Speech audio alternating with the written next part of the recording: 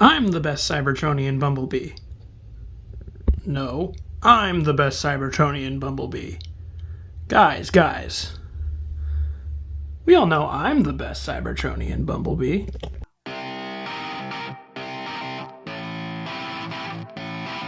How's it going, everyone? deceptibot9 here, and thank you as always for joining me for another episode of deceptibot9 Reviews. Now, before we get into it, I'd like to ask, if you like what you see, go ahead, leave me a like. Plus, if you're not already subscribed, go ahead, hit that subscribe button as well. It does really, truly mean a lot to me. And the figure that we're going to be diving in today is Gamer Edition Studio Series War for Cybertron Bumblebee. Now, I've already reviewed Optimus Prime and Barricade. Optimus Prime is really good, Barricade's a little so let's see how the third figure will turn the tides. Will he be great, and so far it's a great subline, or will he be mediocre and it's a mediocre subline? Let's go down to the review station to find out. Alright, and here is a closer look at Studio Series Gamer Edition Bumblebee, all up in his robot mode, fully equipped with his weapons and the whatnot. And I will say, to answer the question in the intro, yeah, he's pretty good. I actually really enjoy Bumblebee a whole lot. He is a lot of fun to mess with. He's a lot of fun to pose around. He's a pretty fun transformation as well, with a really nice vehicle mode, with like one kind of minor nitpick here in the robot mode, which we will get to in just a second. So without further ado, let's go ahead and take a closer look at the details on the figure. All right, we'll start up here on the head sculpt, which I think is just so perfect. It's absolutely terrific. I just love how well they have replicated the Bumblebee head sculpt here on this figure. He is tremendous. I love the blue eyes peeking through. The silver paint on the face is great as well. Plus, of course, the yellow just on the rest of the head overall. Moving down here to the chest, we get yellow and we get some black and red highlights going in here on the belly section and the little side section there as well. Same on the shoulders. We got a little bit of black and red accents happening there. Onto the arms, we get the big, nice wheel pieces that are present in the design with some sort of molded detail there on the actual forearm. Fingers here on the hand, they are, individually molded, or not individually, they're all molded. You can see all the fingers there, but the hand is just, a big circular hand. If we look on the back, it is just the back of the vehicle, which I think is fairly accurate to how the back of him appears in the games, if I remember correctly. It does just kind of all fold up there in a certain way, but he's got his taillights and some color there on the back. Otherwise, the back, not much going on, obviously, because it's the back of the figure. Moving down to the waist, there is a little bit of indent there that is used for transformation. Legs here are done in a nice sort of dark gunmetal-y gray color, with some details here and there. Moving down to the actual legs, they're done all in yellow. Here you can see there's a little bit of black and red there for the vehicle mode. Same thing here, yellow and the gunmetal gray here. A little bit of wheel molded detail there, because if you remember the design in the game, the wheel is kind of in the middle of his foot piece, so they have kind of replicated that here, with the actual wheel sitting here with the way the feet fold up, and then a molded in wheel there just to sort of replicate that. I wish they had painted that if they had been able to sort of help emulate that design a little bit more, but overall, not a big issue. And what I was mentioning, of course, we have to talk about the chest, the belly, because in the original promo pictures, if you guys remember, this thing looked horrendous. The rest of the figure looked great, and I was so excited for the figure, except for those stock photos did not flatter this little tummy section at all. And it is still fairly noticeable, the way it sticks out here, but it's not nearly as bad in hand or even coming out on video. It is sticking out a lot, it looks like, on the video, but I assure you, in the right setting, the right lighting, normal house setting, and not distorted by a camera lens, he looks totally fine. I do wish they had found a way to sort of just angle it down a little bit more, because I feel like that would have benefited that would have helped benefit from the sort of straight sticking out look if they were able to hinge it at all. I understand why they couldn't do that, but nonetheless, that is Bumblebee. He looks not bad overall. I do really enjoy how he looks for the most part. Now, obviously, I have put his arm back on, even though we saw a bunch of stuff with him in the turnaround. So let's look at his accessories. All right, so Gamer Edition Bumblebee comes with 3 accessories, 2 of which are swappable hand cannons for the gimmick that we have seen through the whole subline, and the other one is his melee weapon from the games, a little Cybertronian dagger. So we'll take a look at this here, and I think it looks really nice. I love the sort of, I don't know what you call that, the blade aesthetic that's happening there. It looks really, really nice. I think in the game it was all these spots that are under here, the stuff that's cut out with lines, were detailed with like red. It was a sort of a glowy sword. So I do wish they had replicated that, but honestly, I think this looks fine as is. Now, to put him on the figure, you can, of course, there's a 5mm port, so you can just put it in his hand just like that, or for storage if you would like to as well. There is a bunch of ports here on the back which can fit the sword. So if you want to stick that dagger there on the back and give him a nice clean look here, you totally could do that. Now his other 2 weapons, one, he gets the sniper rifle weapon from the game, which looks really, really nice. Again, it's just all in this one color plastic. Nothing crazy going on, but it does have some nice little details here and there. And, of course, we have to show off, as per usual, with the gamer figures. You rip off their right forearm, set that off to the side, and you can just slap the gun on there just like that. Now, if you want, here's the other gun. Let's take a look at it really fast. The little plasma cannon, which I think looks great. I love the way this one looks as well. It's just a really cool designed weapon overall, and it fits really nice with Bumblebee's overall aesthetic. Since there are more ports here on the back, both of the gun weapons have a peg on them. You can just port it onto the back if you would like. So then you can have both alternate weapons on the back, just give him one here on the hand, or if you want to take off the sword and put the sword in his hand as well, which is usually what I like to do, you can do that as well. Or if you want to display him with the plasma rifle instead, of course, just pop that right on, and then you can also just slap this one on the back if you would like. Nothing crazy. I'm not always a huge fan of when they just stick it on the back. I guess for a gun it's fine, but for these figures, to me, it doesn't really make sense to just store a gun on their back, because in the game everything transforms out of their hand. So while it is nice that there is weapon storage, I end up really not using it all too often. And unlike Optimus Prime, there is no alternate storage for the extra arm. It just has to sit off to the side. So this is usually how I display my Bumblebee. I think he looks really cool this way. Speaking of display, let's go ahead and talk about articulation on this guy. He's fairly posable, but let's go through it. Head is on a really expressive ball joint that gets him rocking and wiggling all sorts of ways. Plus it spins all the way around. Looks up that far, looks down, not really that far, but that's all right. Arms go all the way around here. They go out about that far, not really much more. He does kind of have a butterfly joint. It's a transformation joint, but you can use it as a butterfly if you would like.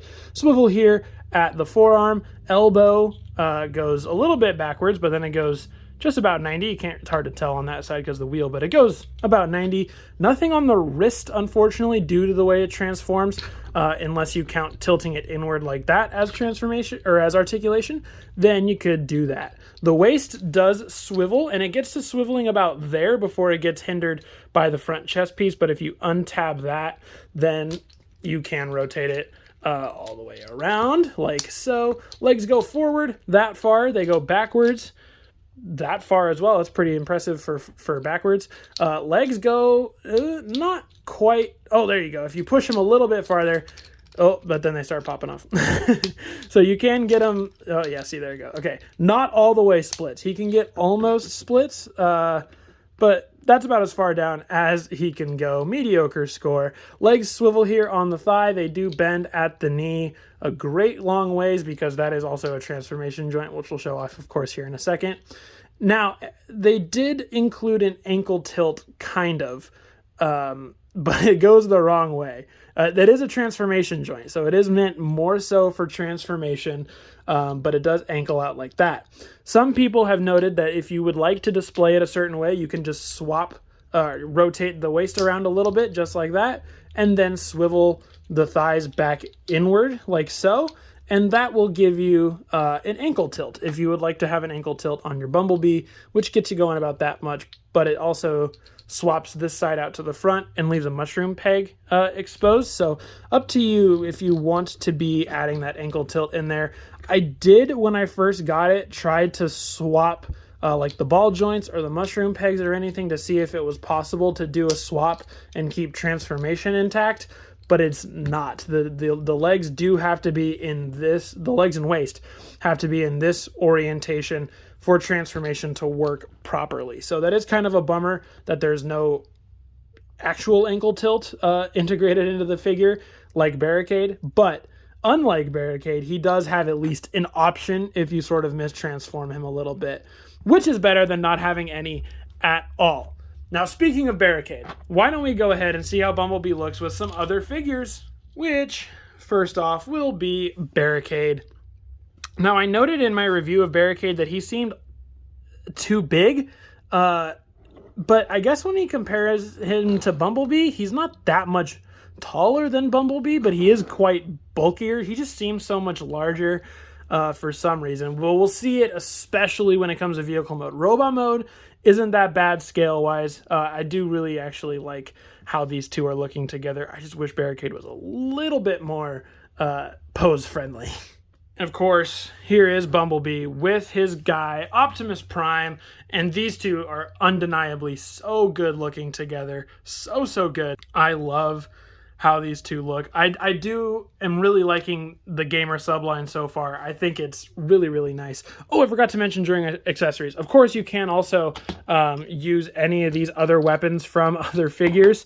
This one is a favorite of mine. I love putting Optimus Prime's gun onto Bumblebee because it looks ridiculous. Although I will note that Bumblebee's peg seems to be a little bit smaller and or bigger than some of these other guys, because Bumblebee's gun, it's a little tight putting Bumblebee's gun on Prime or Barricade. Also, that looks silly as hell.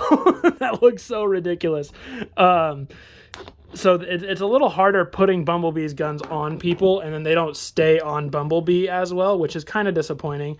I got it stuck there like that. But, oh, well, now, of course. But it comes off super easy, but I think it's super silly putting Prime's big gun on little Bumblebee and vice versa, even though I do love that they have included that gimmick. And just cause, here are the 3 Cybertronian Bumblebees from the intro all together just to see how they look. And I unfortunately don't have the original 2010 Bumblebee release, so I do not have him to compare with, but I always wanted that figure, but maybe now I don't need it now that I've got this one. All right, now let's transform Bumblebee into his vehicle mode. Bumblebee's transformation here is actually pretty fun.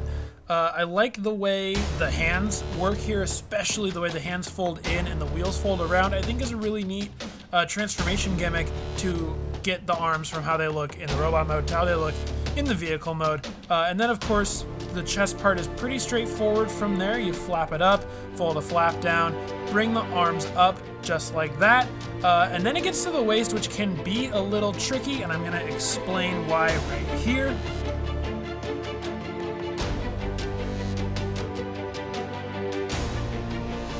I want to note while we're here, you saw me struggling to get it on camera a little bit. You want to make sure that this waist piece gets tucked all the way up in there and tabbed in.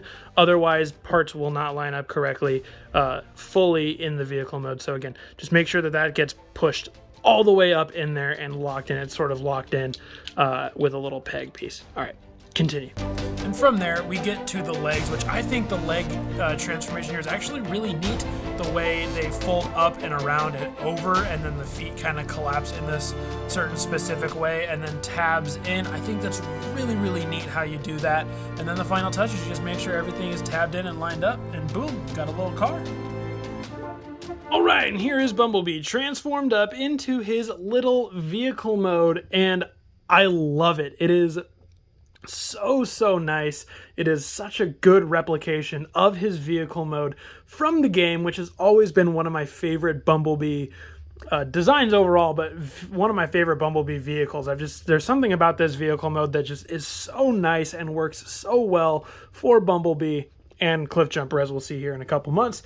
But yeah, I just absolutely love this thing, man. It looks so good. And we've seen pretty much all of this detail that's here when it was on the robot mode, but now it's all sort of put in its proper vehicle mode place. So let's take a look at those details, huh?